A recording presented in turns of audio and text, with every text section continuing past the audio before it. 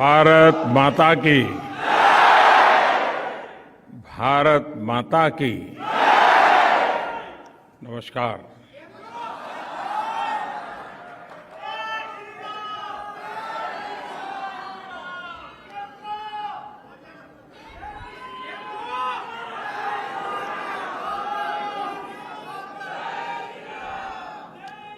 ये मेरा सौभाग्य है कि मुझे मां भारती के संतानों को आज जर्मनी में आकर के मिलने का अवसर मिला है।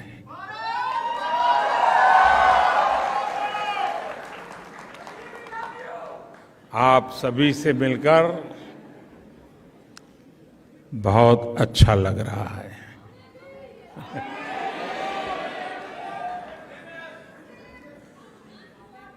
आप में से बहुत से लोग जर्मनी के अलग अलग शहरों से आज यहां बर्लिन पहुंचे हैं। आज सुबह मैं बहुत हैरान था कि ठंडी का समय है, यहां भारत में गर्मी बहुत है इन दिनों, लेकिन कई छोटे छोटे बच्चे भी सुबह 4, साढ़े 4 बजे आ गए थे। आपका ये प्यार, आपके आशीर्वाद, ये मेरी बहुत बड़ी ताकत है।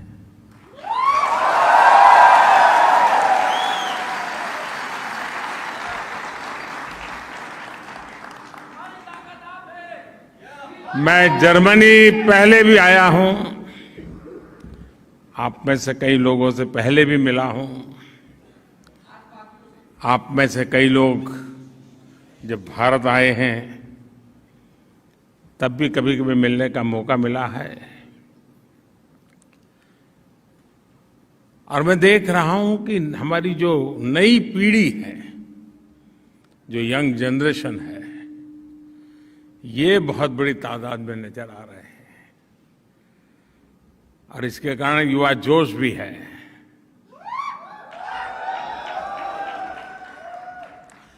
लेकिन आपने अपने व्यस्तपल समयों में से ये समय निकाला, यहां आए। मैं हृदय से आप सबका बहुत आभारी हूं।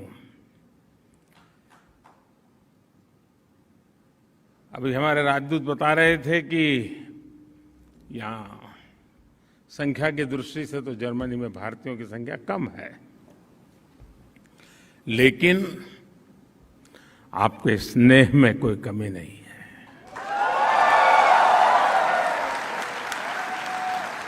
आपके जोश में कोई कमी नहीं है।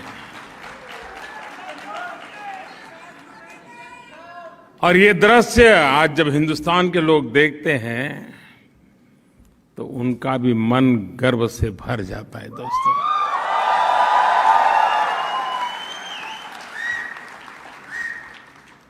साथियों, आज मैं आपसे न मैं मेरी बात करने आया हूं, न मोदी सरकार की बात करने आया हूं, लेकिन आज मन करता है कि जी भर के आप लोगों को, करोड़ों करोड़ों हिंदुस्तानियों के सामर्थ्य की बात करूं, उनका गौरवगान करूं, उनके गीत गाऊं।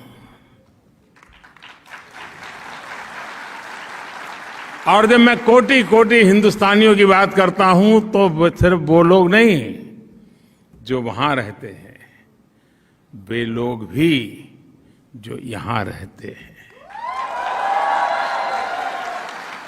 मेरी इस बात में दुनिया के हर कोने में बसने वाले मां भारती के संतानों की बात है।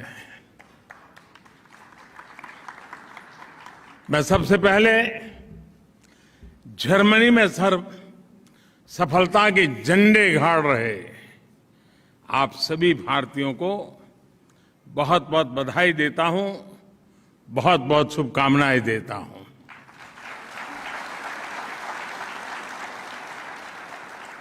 साथियों, 21वीं सदी का ये समय भारत के लिए,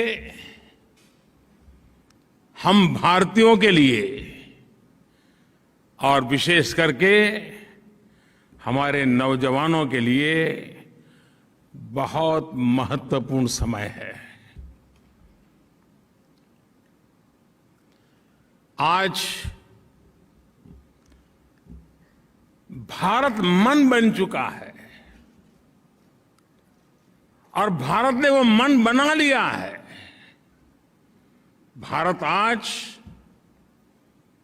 संकल्प लेकर के आगे बढ़ रहा है। आज भारत को पता है कहां जाना है, कैसे जाना है, कब तक जाना है।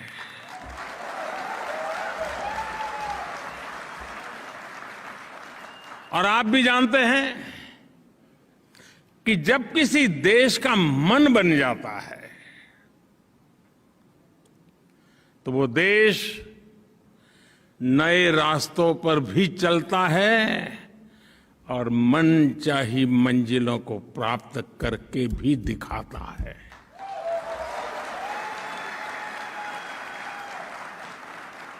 आज का आकांक्षी भारत, एस्पिरेशनल इंडिया, आज का युवा भारत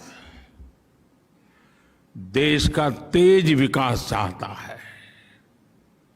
वो जानता है कि इसके लिए राजनीतिक स्थिरता और प्रबल इच्छा शक्ति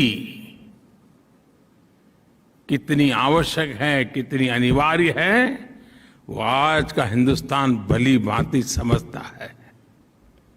और इसलिए भारत के लोगों ने 3 दशकों से चली आ रही राजनीतिक अस्थिरता के वातावरण को एक बटन दबा करके खत्म कर दिया।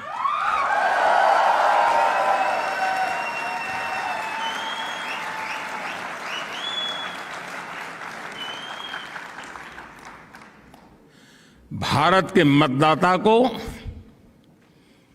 पिछले 7-8 साल में उसके वोट की ताकत क्या होती है और वो एक वोट हिंदुस्तान को कैसे बदल सकता है, उसका एहसास होने लगा है।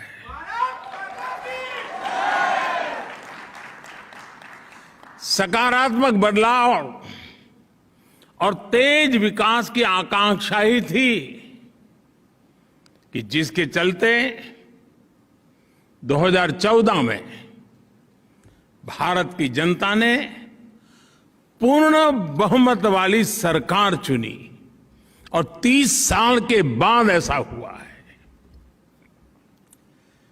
ये भारत की महान जनता की दूरदृष्टि है कि साल 2019 में उसने देश की सरकार को पहले से भी ज्यादा मजबूत बना दिया।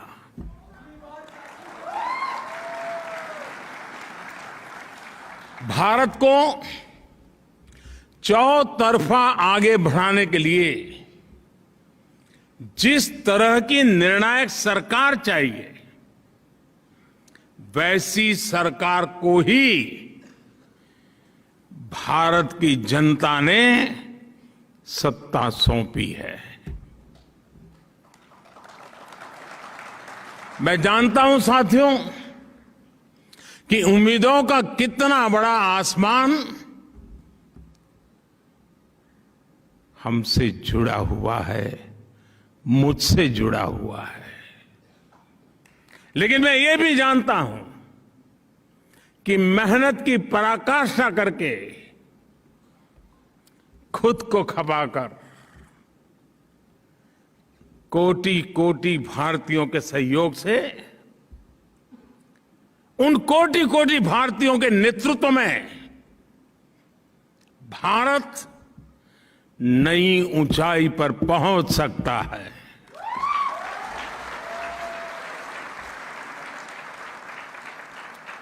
भारत अब समय नहीं गंवाएगा।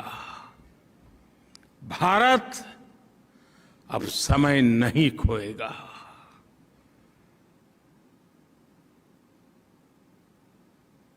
आज वक्त क्या है, इस वक्त का सामर्थ्य क्या है और इसी वक्त में पाना क्या है, वह हिंदुस्तान भली भांति जानता है।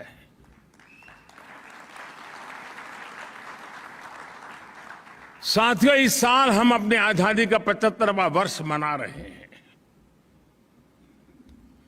मैं देश का पहला प्रधानमंत्री ऐसा हूं जो आजाद हिंदुस्तान में पैदा हुआ हूं।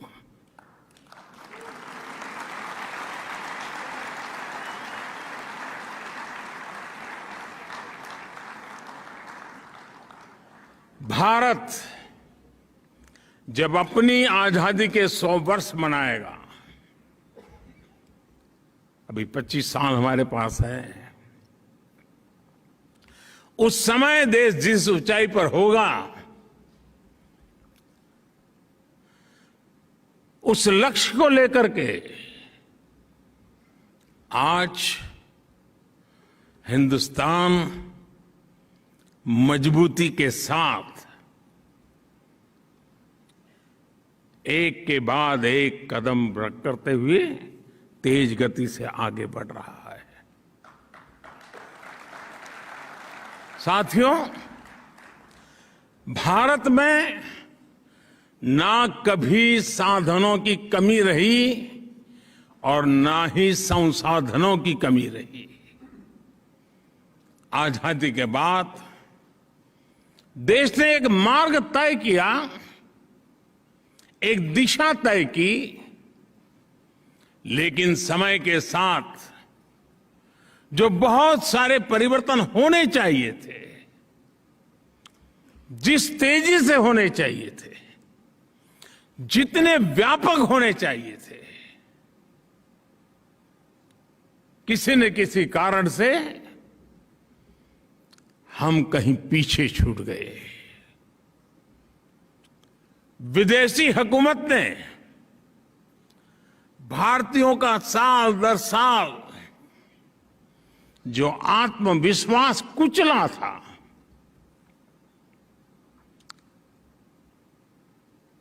उसकी भरपाई का एक ही उपाय था, फिर से एक बार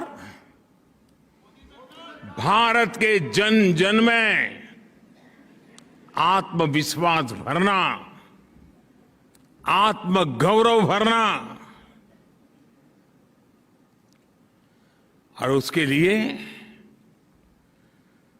सरकार के प्रति भरोसा बनना बहुत जरूरी था।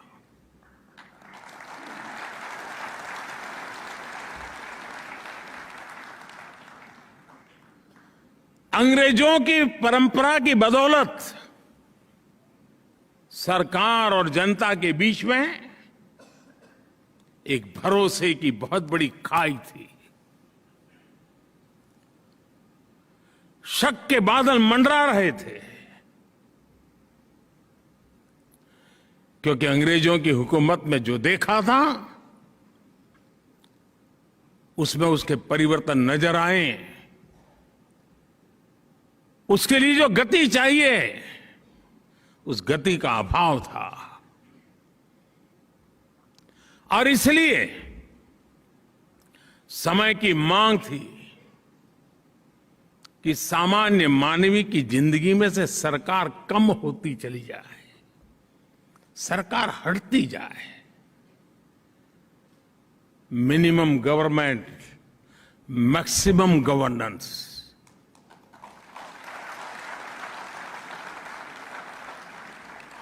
जहां जरूरत हो वहां सरकार का अभाव नहीं होना चाहिए, लेकिन जहां जरूरत न हो वहां सरकार का प्रभाव भी नहीं होना चाहिए।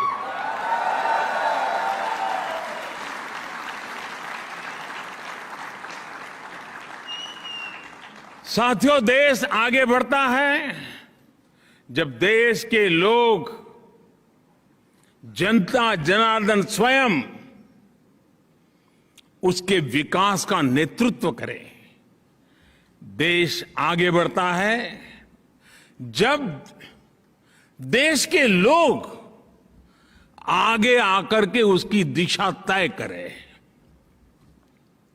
अब आज के भारत में सरकार नहीं, मोदी नहीं, बल्कि देश की कोटि कोटि जन ड्राइविंग फोर्स पर बैठे हुए हैं।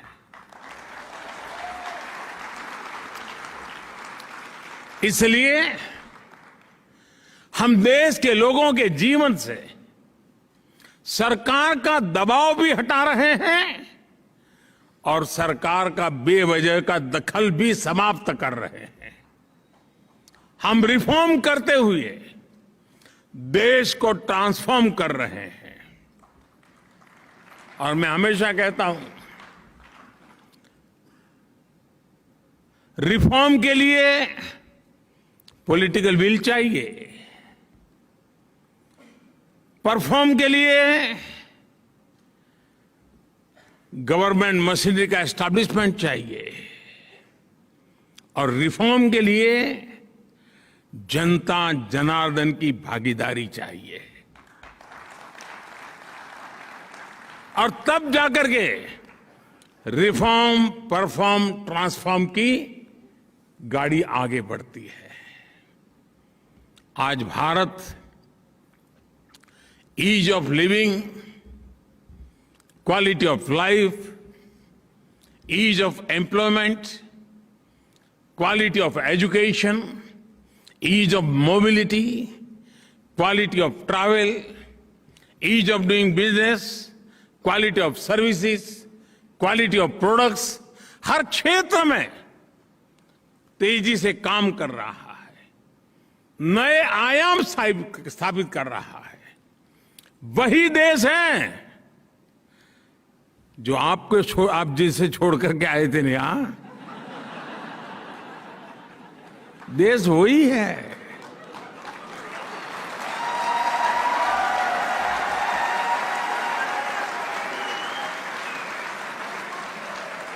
ब्यूरोक्रेसी भी वही है, दफ्तर भी वही है, टेबल भी वही है, कलम भी वही है, फाइल भी वही है। वही सरकारी मशीन है, लेकिन अब नतीजे बहुत बेहतर मिल रहे हैं।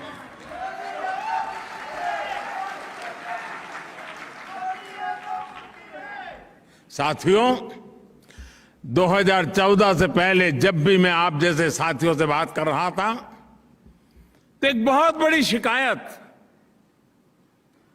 और आपको भी पुराने दिन याद होंगे या कभी आज जाते होंगे तो देखते होंगे, जहां भी देखो लिखा होता था वर्क इन प्रोग्रेस।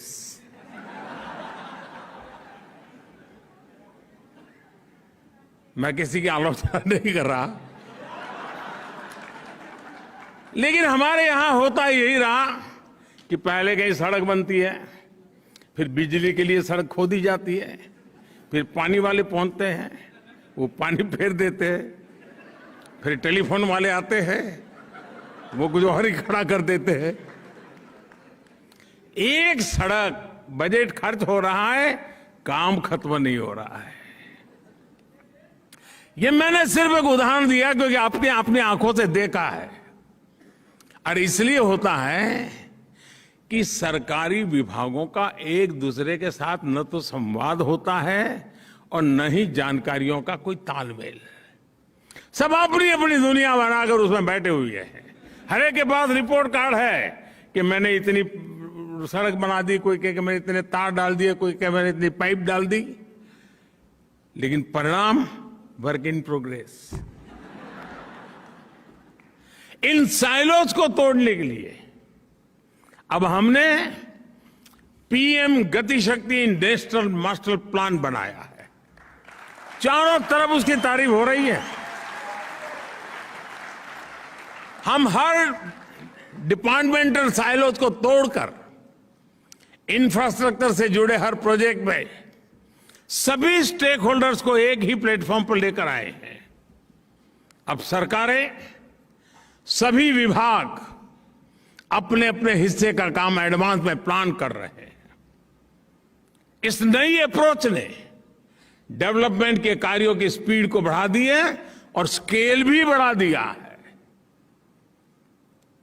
और भारत की आज अगर जो सबसे बड़ी ताकत है तो वो स्कोप है, स्पीड है और स्केल है। आज भारत में सोशल और फिजिकल इंफ्रास्ट्रक्चर, उस पर अभूतपूर्व निवेश हो रहा है। आज भारत में नई शिक्षा नीति को लागू करने के लिए सहमति का एक वातावरण बना है, तो दूसरी तरफ नई स्वास्थ्य नीति, उसको लागू करने पर काम चल रहा है। आज भारत में रिकॉर्ड संख्या में नए एयरपोर्ट्स बनाए जा रहे हैं। छोटे छोटे शहरों को एयर रूट से जोड़ा जा रहा है। भारत में मेट्रो कनेक्टिविटी पर जितना काम आज हो रहा है उतना पहले कभी नहीं हुआ। भारत में आज रिकॉर्ड संख्या में नए मोबाइल टावर्स लग रहे हैं। अब भारत 5G दस्तक दे रहा है। भारत में भी, भारत में आज रिकॉर्ड संख्या में गांवों का ऑप्टिकल फाइबर से जोड़ा जा रहा है।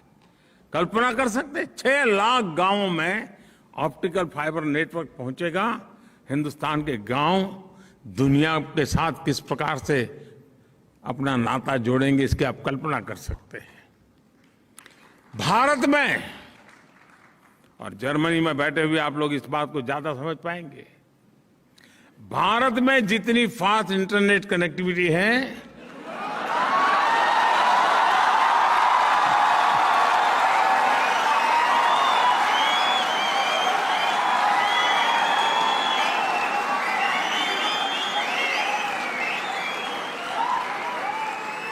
और इतना ही नहीं, तालियां तो अब बजने वाली है। तालियां इस बात पर बजने वाली हैं कि जितना सस्ता डेटा है वो बहुत से देशों के लिए अकल्पनीय है।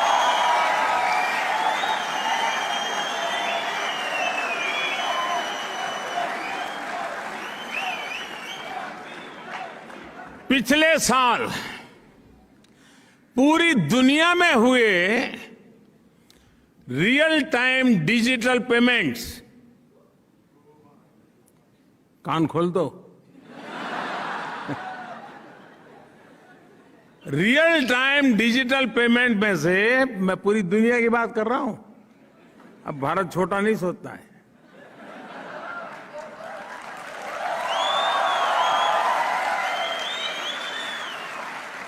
रियल टाइम डिजिटल पेमेंट में से 40% भागीदारी भारत की है।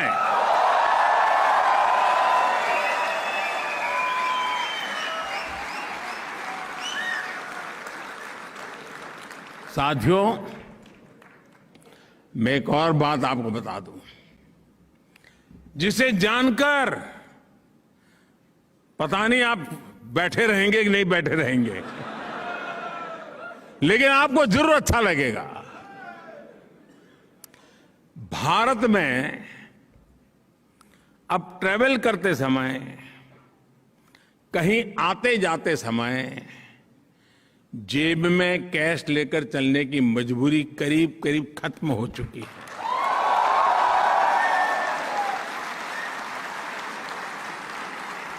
दूर सुदूर के गांव तक भी अपना मोबाइल फोन पर ही हर तरह के पेमेंट आपके लिए काफी है। दोस्तों, साथियों, आज भारत में गवर्नेंस में टेक्नोलॉजी का जिस तरह इंक्लूजन किया जा रहा है, वो नए भारत की नई पॉलिटिकल विल भी दिखाता है और डेमोक्रेसी की डिलीवरी क्षमता का भी प्रमाण है। आज केंद्र, राज्य और लोकल सरकारों की लगभग, ये भी आंकड़ा थोड़ा अजूबा, आज आपके लिए अजूबा होगा, केंद्र सरकार, राज्य सरकार और लोकल सेल्फ गवर्नमेंट, इनकी करीब करीब 10,000 सेवाएं, 10,000 सर्विसेज ऑनलाइन उपलब्ध है।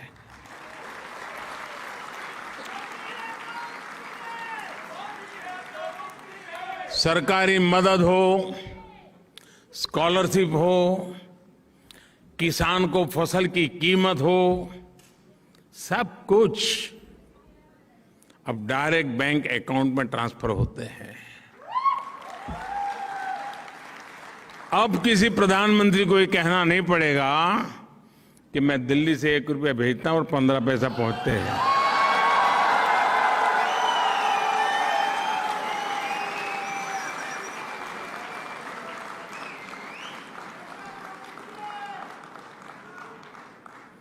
वो कौन सा पंजा था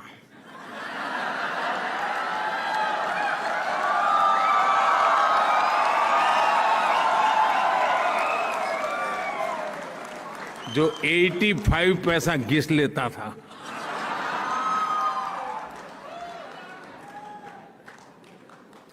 आपको ये जानकर भी अच्छा लगेगा कि बीते 7-8 साल में भारत सरकार ने, आंकड़े याद रहेंगे, मैं इतना सारा बता रहा हूं,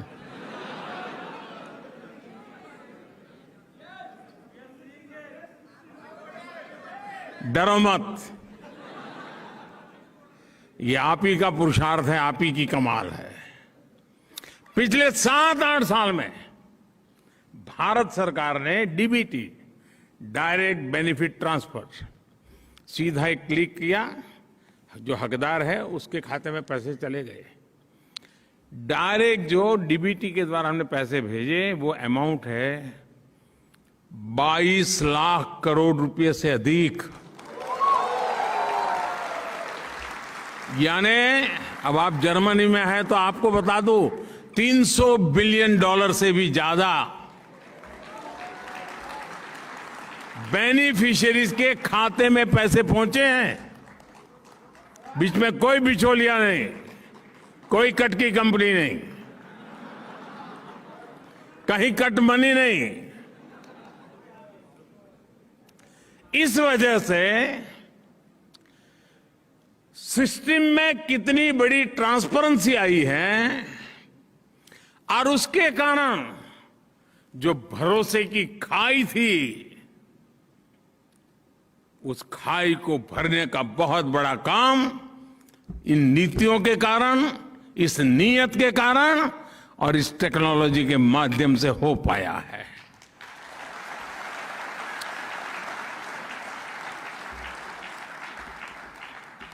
साथियों, ऐसे टूल्स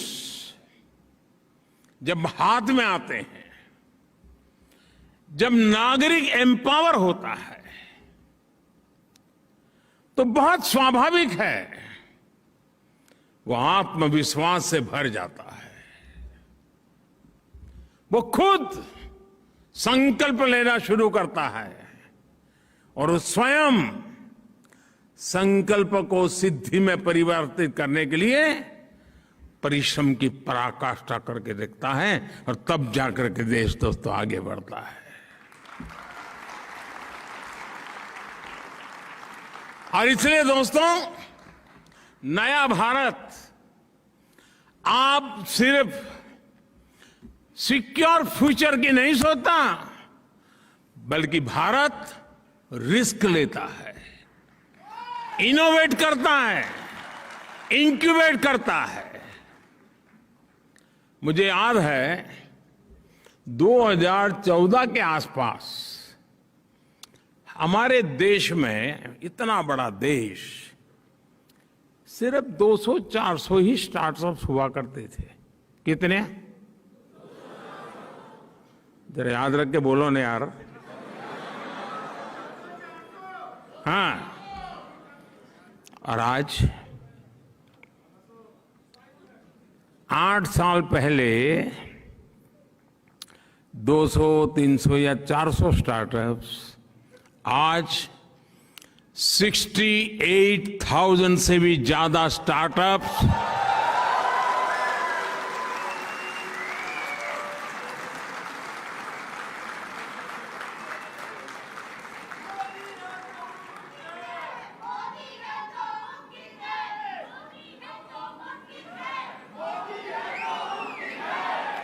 दोस्तों मुझे बताइए, आपने सुनने के बाद कहां 400, कहां 68,000, 200, 400 से 68,000, आपका सीना गर्व से भर गया कि नहीं भर गया? आपका माथा ऊंचा हुआ कि नहीं हुआ? और साथियों, इतना ही नहीं, सिर्फ स्टार्टअप्स की संख्या एक बात है, आज दुनिया के सारे पैरामीटर्स कह रहे हैं कि इसमें दर्जनों स्टार्टअप्स यूनिकॉर्न बन चुके हैं।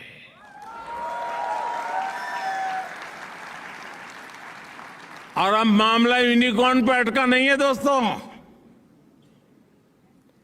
आज मैं गर्व से कहता हूं कि मेरे देश में बहुत सारे यूनिकॉर्न्स देखते ही देखते डेकाकॉर्न भी बन रहे हैं, यानी $10 बिलियन का लेवल भी पार कर रहे हैं। मुझे याद है, मैं जब गुजरात में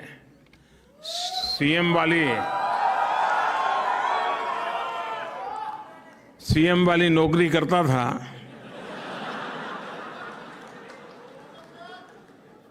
और किसी भी हमारे साथी बाबू को पूछता है बच्चे क्या करते हैं, तो बोले आईएएस की तैयारी करता है। ज्यादातर यही कहते थे। आज भारत सरकार में बाबुओं से पूछता हूं कि भाई क्या करते हैं बेटे, बेटी क्या कर रही है, बोले साहब वो तो स्टार्टअप में लग गए। ये परिवर्तन छोटा नहीं है दोस्तों।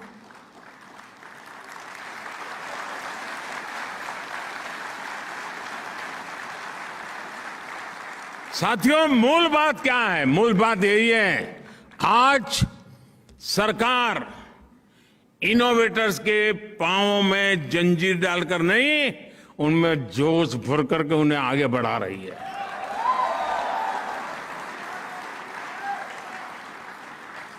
अगर आपको जियो स्पेशल क्षेत्र में इनोवेशन करना हो, नए तरह के ड्रोन बनाना हो, या स्पेस के क्षेत्र में कोई नई सैटेलाइट या रॉकेट बनाना हो, इसके लिए सबसे खुला, सबसे नर्चरिंग वातावरण आज हिंदुस्तान में उपलब्ध है दोस्तों।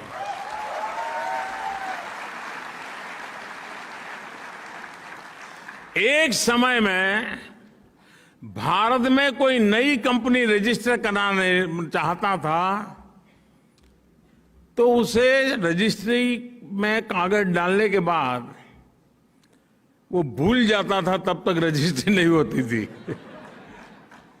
महीने लग जाते थे। जब भरोसा बढ़ जाता है, सरकार का नागरिकों पर भरोसा बढ़ता है, नागरिकों का सरकार पर भरोसा बढ़ता है, अविश्वास की खाई खत्म होती है। नतीजा ये आता है कि आज अगर कंपनी रजिस्टर करनी है तो 24 घंटे लगते हैं दोस्तों, 24 घंटे।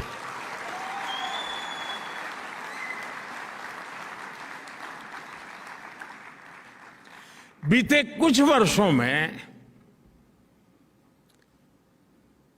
सरकार की एक आदत थी, एक चैम्बर हो ऑफिस का, 6 टेबल हो, नंबर 1 ने जनवरी में आपसे कुछ चीजें मांगी, नंबर 2 के टेबल वाला फरवरी में फिर वही मांगेगा, फिर नंबर 5 वाला टेबल फरवरी एंड में कहेगा यार वो कागज लाओ जरा, मुझे जरूरत है। यानी नागरिकों को लगातार हजारों की तादाद में दोस्तों कंप्लाइंट, ये लाओ वो लाओ, ये लाओ वो लाओ। और वो लेकर के क्या करते थे वो जाने और आप जाने। साथियों, आप हैरान हो जाएंगे, अब ये काम भी मुझे करना पड़ रहा है। 25,000 से ज्यादा कंप्लायंस खत्म किए हमने।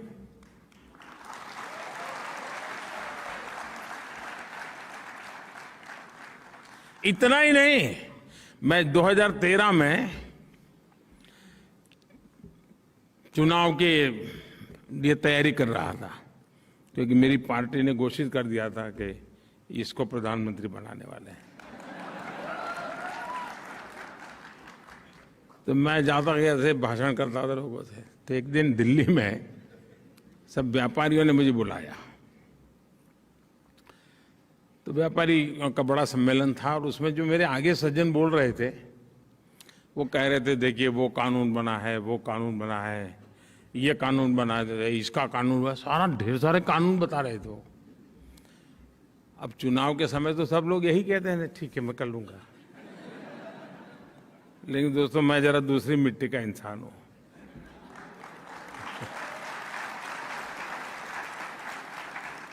तो मैं भाषण देने के लिए खड़ा हुआ, ये 2013 की बात है। मैं भाषण देने के लिए खड़ा हुआ, मैंने कहा भाई आप लोग कानून बनाने की बात करते हैं, मेरा तो इरादा ही अलग है। मुझे पता नहीं, मैं आपको बताऊंगा वोट दोगे कि नहीं दोगे, मेरी तो छुट्टी कर दोगे आप लोग। मैंने कहा मैं आपको वादा करता हूं, मैं हर दिन एक कानून खत्म करूंगा आकर के।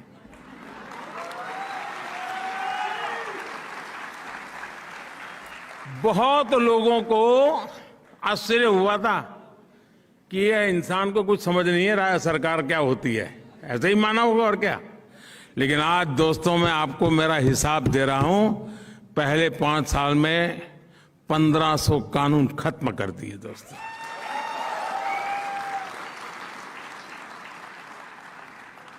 ये सब क्यों?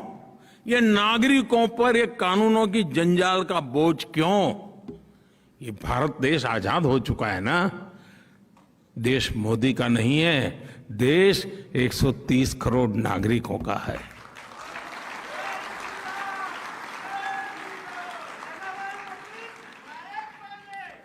अब देखिए देश में पहले तो हमारा देश की विशेषता देखिए साहब, देश एक संविधान 2 थे।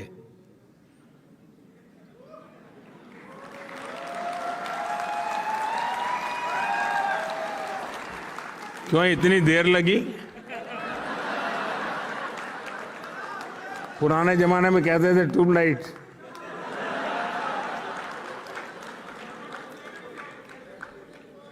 मालूम है ना 2 संविधान थे।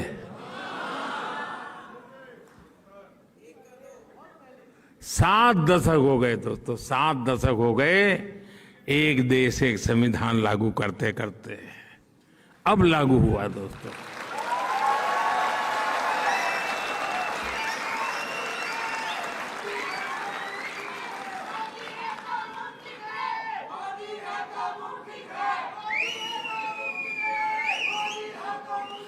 गरीब को राशन कार्ड दोस्तों, अगर वो जबलपुर में रहता है, राशन कार्ड वहां का है, और अगर मजबूरन उसको जयपुर में जाना पड़ा जिंदगी गुजारने के लिए, तो वो राशन कार्ड काम नहीं आता था।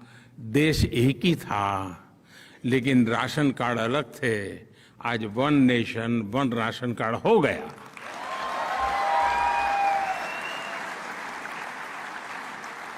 पहले कोई देश में इन्वेस्टमेंट करने आता था, गुजरात में जाता था तो एक टैक्सेशन, महाराष्ट्र जाता था दूसरा टैक्सेशन, बंगाल में जाता था तीसरा टैक्सेशन। अगर उसकी 3-4 कंपनियां, एक कंपनी गुजरात में, दूसरी कंपनी महाराष्ट्र में, तीसरी बंगाल, तो तीनों जगह पे अलग अलग चार्टर्ड अकाउंटेंट को अलग अलग कानूनों से कारोबार चलता था। दोस्तों आज टैक्स व्यवस्था एक जैसी लागू हो गई कि नहीं हो गई? और हमारी वित्त मंत्री यहां बैठी है, निर्मला जी।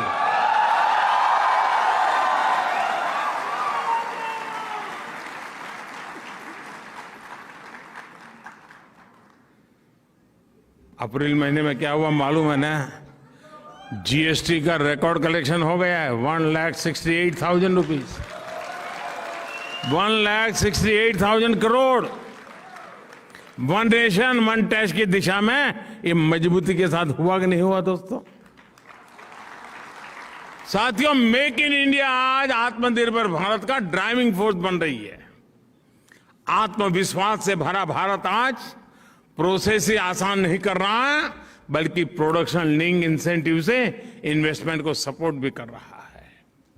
इसका बड़ा प्रभाव भारत से होने वाले एक्सपोर्ट पर भी दिख रहा है।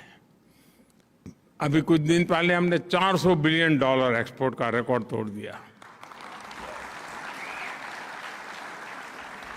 अगर हम गुड एंड सर्विसेज को देखें तो पिछले साल भारत से $670 बिलियन यानी करीब करीब 50 लाख करोड़ रुपए का एक्सपोर्ट हुआ है।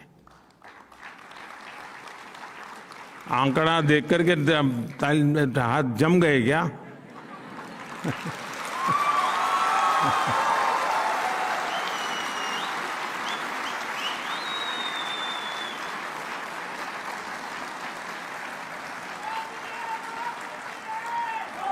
भारत के अनेक नए जिले नए नए देशों में नए नए डेस्टिनेशन पर एक्सपोर्ट के लिए अपना दायरा बढ़ा रहे हैं और तेजी से एक्सपोर्ट हो रहा है। और उसका एक मजा भी है, जो आज देश में बन रहा है ना, जीरो डिफेक्ट जीरो इफेक्ट के मंत्र से लेकर के चल रहा है कि प्रोडक्शन की क्वालिटी में डिफेक्ट नहीं है और प्रोडक्शन में एनवायरमेंट पर कोई इफेक्ट नहीं है।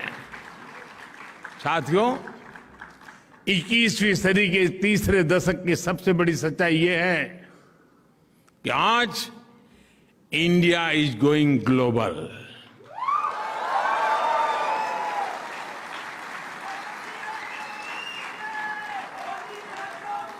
कोरोना के इसी काल में भारत ने 150 से ज्यादा देशों को जरूरी दवाइयां भेजकर अनेकों जिंदगियां बचाने में मदद की।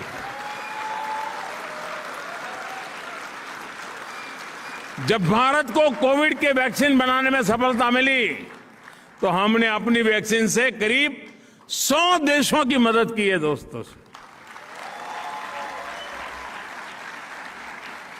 साथियों, आज का ताजा खबर,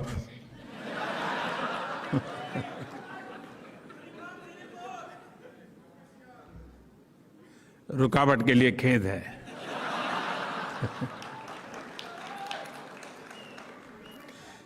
आज विश्व में गेहूं की कमी का सामना दुनिया कर रही है।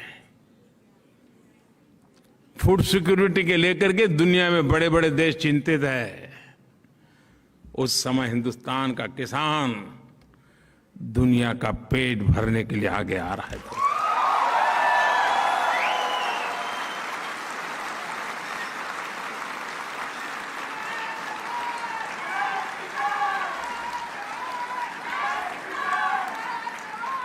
साथियों, जब भी मानवता के सामने कोई संकट आता है तो भारत सॉल्यूशन के साथ सामने आता है। जो संकट लेके आते हैं, संकट उनको मुबारक, सॉल्यूशन लेकर के हम आते हैं, दुनिया का चाय चयकार हो जाता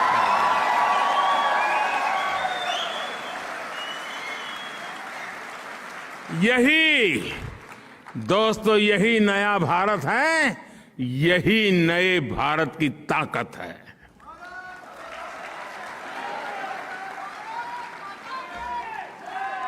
आप में से जो लोग वर्षों से भारत नहीं गए हैं, शर्मिंदगी मत महसूस करो, लेकिन उनको जरूर लगता होगा आखिर ये हुआ कैसे, इतना बड़ा परिवर्तन आया कैसे।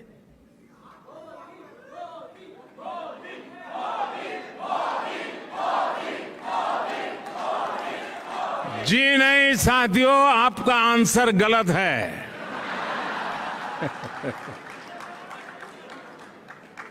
मोदी ने कुछ नहीं किया है, 130 करोड़ देशवासियों ने किया है।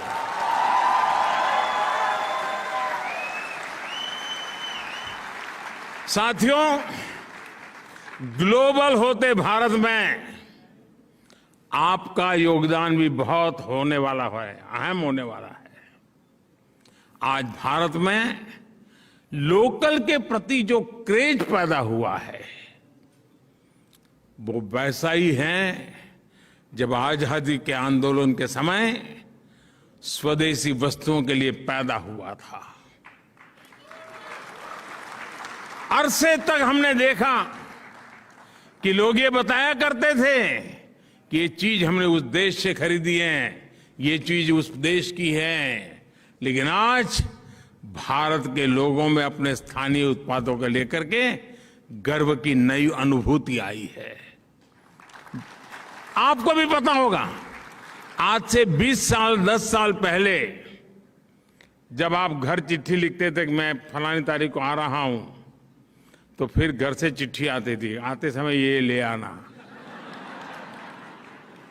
आज जब जाते हो तो घर से चिट्ठी आती है कि यहां सब मिलता है, मत लाना।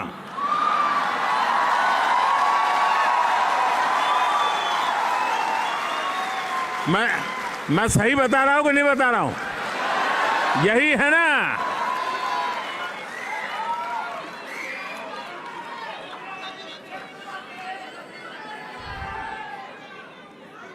दोस्तों, यही ताकत है।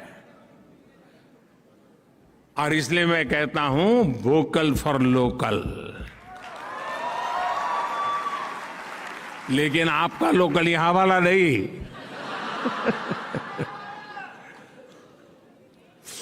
दोस्तों, ये जो दम पैदा हुआ है ना, इस चीज को बनाने में किसी भारतीय की मेहनत लगी है। उस हर प्रोडक्ट के किसी भारतीय के पसीने की महक है दोस्तों, उस मिट्टी की सुगंध है दोस्तों।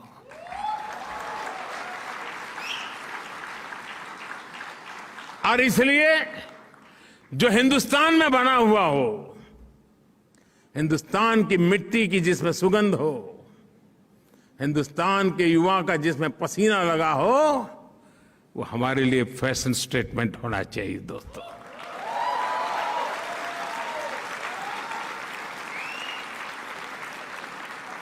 आप देखिए, एक बार ये फीलिंग अनुभव करेंगे ना, तो वाइब्रेशन अगल बगल में पहुंचते देर नहीं लगे लोगों। और फिर देखना जब जाओगे आप कि भी मैं हिंदुस्तान जा रहा हूं 10 दिन के लिए, तो यहां से लोग चिट्ठी देंगे कि वापस आते समय हिंदुस्तान से ले आना।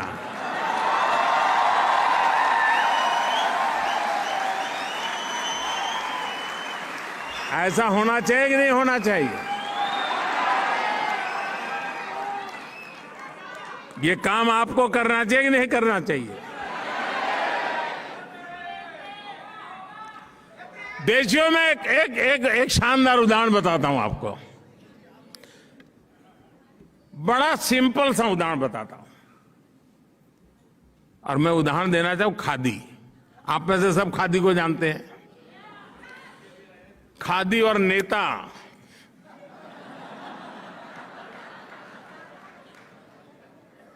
चोली दामन का नाता था। नेता और खादी अलग नहीं होते थे। खादी आते ही नेता दिखता था, नेता दिखते ही खादी दिखती थी।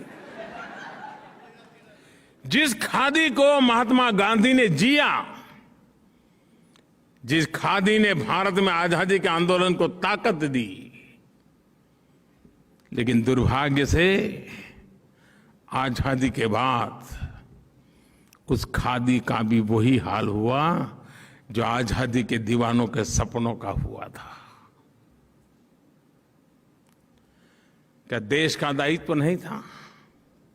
जिस खादी से गरीब मां को रोजी मिलती है, जिस खादी से विधवा मां को अपने बच्चों को बड़ा बनाने के लिए सहारा मिलता था, लेकिन धीरे धीरे धीरे उसको उसके नसीब पर छोड़ दिया गया और एक प्रकार से वो मृत्यु के कगार पर आके खड़ा था। मैं मुख्यमंत्री बना तो मैंने बीड़ा उठाया। मैंने कहा भाई, आप बड़े गर्व से कहते हैं घर में किसी को कि मेरे पास ये फैब्रिक है, ये फैब्रिक है, ये फैब्रिक है, यहाँ की साड़ी है, यहाँ की साड़ी है, यहाँ का कुर्ता है, कहते हैं ना? हाँ बोलो तो सही। अरे सच बोलने में क्या जाता है यार। तो मैं कहता था यार एक आध खादी भी तो रख लो, मेरे पास ये फैब्रिक है, खादी भी रख लो। साथियों, बात बहुत छोटी थी,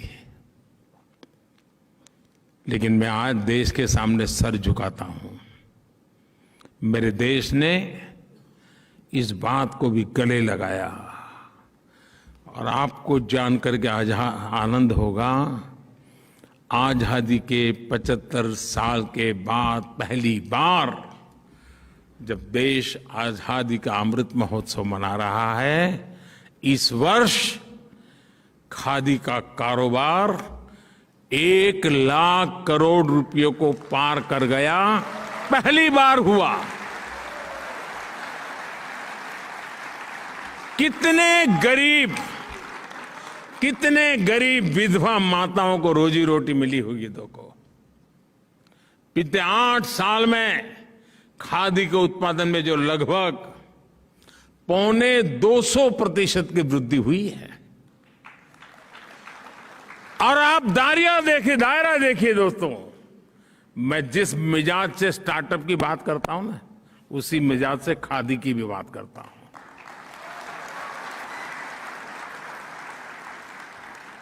जिस मिजाज से मैं सैटेलाइट की बात करता हूं, उसी मिजाज से मैं सॉइल की भी बात करता हूं।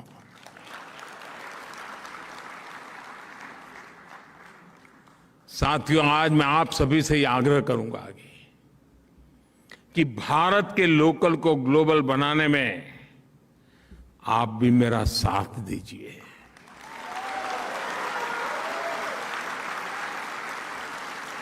यहां के लोगों को भारत के लोकल की विविधता, भारत के लोकल की ताकत, भारत के लोकल की खूबसूरती से परिचित आप बहुत आसानी से करवा सकती है। सोचिए, दुनिया में इतना बड़ा इंडियन डायस्पोरा, हर देश में फैला इंडियन डायस्पोरा, और इंडियन डायस्पोरा की विशेषता यह है,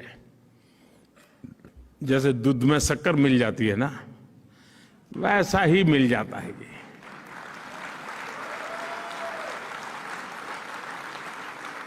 और पता ही नहीं चलता, वैल्यू एडिशन कर देता है, दूध को मीठा बना देता है। जिसके पास ये सामर्थ्य है, वो आसानी से हिंदुस्तान के लोकल को अपने प्रयासों से जर्मनी की धरती पर ग्लोबल बना सकता है।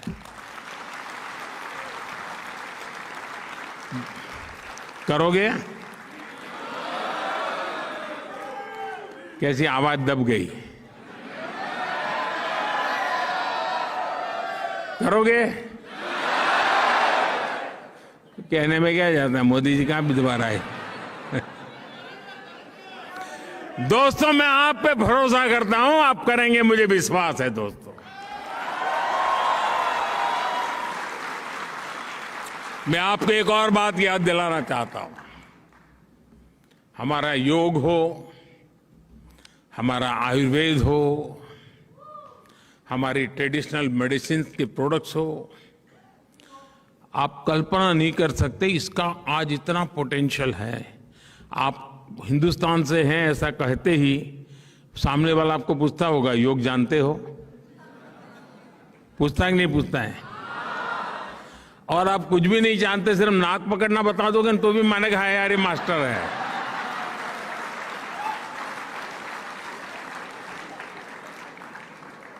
भारत के ऋषि मुनियों की तपस्या की आबरू इतनी है कि आप एक छोटा सा बोर्ड लगा दो या कोई ऑनलाइन प्लेटफॉर्म खड़ा कर दो और नाक पकड़ना सिखा दो, डॉलर देकर के फी देने आएगा कि नहीं आएगा?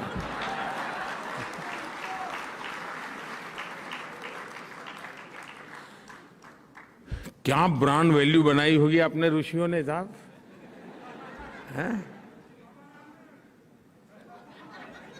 हजारों वर्ष पहले ऋषि मुनियों ने जो तप करके छोड़ दिया रास्ता, आज दुनिया गला लगा रही है, लेकिन क्या आप उसके साथ जुड़े हैं क्या? मैं आपसे आग्रह करूंगा, 21 जून को इंटरनेशनल योगा डे है, बहुत दूर नहीं है।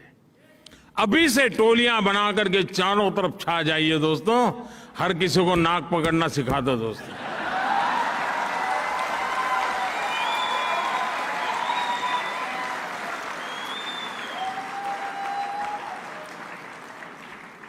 नाक काटना नहीं सिखाना है। साथियों, आज आपके बीच एक विषय की चर्चा करना चाहता हूं, वो है क्लाइमेट एक्शन। भारत में क्लाइमेट चैलेंज से निपटने के लिए हम पीपल पावर से टेक पावर तक हर समाधान पर काम कर रहे हैं। बीते 8 साल में हमने भारत में एलपीजी कवरेज को 50% से आसपास से बढ़ाकर करीब करीब 100% कर दिया।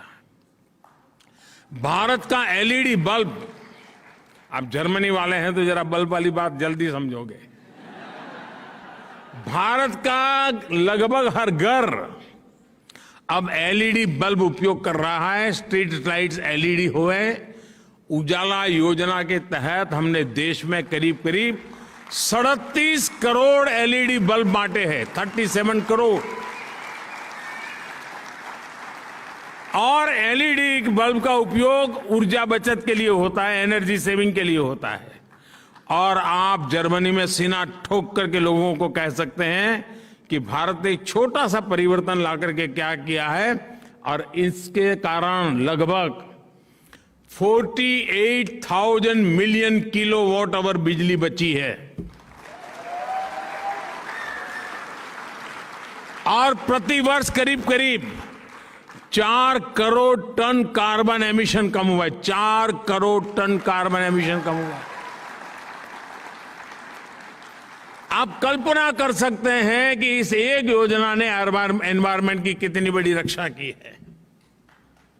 साथियों, ऐसे ही प्रयासों की वजह से आज भारत अभूतपूर्व स्तर पर ग्रीन जॉब्स के क्षेत्र में एक नया क्षेत्र खोल रहा है, आगे बढ़ रहा है। मुझे खुशी है कि भारत और जर्मनी ने भी क्लीन एनर्जी को लेकर एक बहुत बड़ी पार्टनरशिप की तरफ कदम उठाया है। साथियों, आजादी के अमृत महोत्सव में हमने क्लाइमेट रिस्पॉन्सिबिलिटी को नेक्स्ट लेवल पर ले जाने का भी फैसला किया है। मैं आपको एक उदाहरण देता हूं। भारतीयों ने देश के हर जिले में, हर डिस्ट्रिक्ट, यानी आप अंदाज कर सकते हैं जी क्या क्या मैं बता रहा हूं। हर डिस्ट्रिक्ट में 75 नए अमृत सरोवर बनाने का संकल्प लिया है, तालाब बनाने का। यानी देश में करीब करीब आने वाले 500 दिवस में, 500 डेज में 50,000 नए वाटर बॉडी बनेंगे, पॉन्ड्स बनेंगे, या तो पुराने पॉन्ड को पुनर्जीवित किया जाएगा।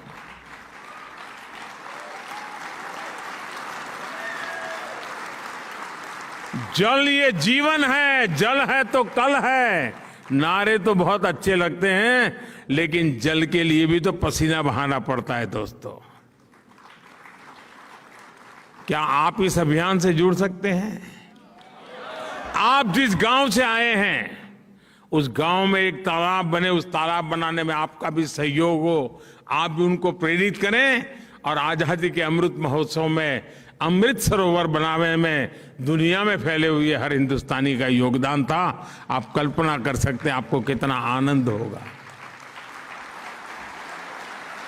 साथियों, भारत की बेहतरीन समझ रखने वाले मशहूर जर्मन विद्वान मैक्स मूलर ने इंडो यूरोपियन वर्ल्ड के शेयर्ड फ्यूचर की बात की थी। आप में से सब लोग यहां दिन में 10 बार उसका उल्लेख करते होंगे। 21वीं सदी में उनको जमीन पर उतारने का ये बेहतरीन समय है। भारत और यूरोप की मजबूत साझेदारी दुनिया में पीस और प्रॉस्पेरिटी सुनिश्चित कर सकती है। ये साझेदारी निरंतर बढ़ती रहे। आप भी इसी उत्साह और उमंग के साथ मानव कल्याण के लिए, भारत के कल्याण में कुछ न कुछ योगदान देते रहें, क्योंकि हम तो वसुधैव कुटुंबकम वाले लोग हैं। साथियों, आप जहां हो बहुत आगे बढ़ो, फलो फूलो, आपके सारे सपने पूरे हो, ये मेरी आपके लिए बहुत बहुत शुभकामनाएं हैं। और 130 करोड़ देशवासियों की शुभकामनाएं आपके साथ हैं। आप खुश रहें, स्वस्थ रहें। बहुत बहुत धन्यवाद।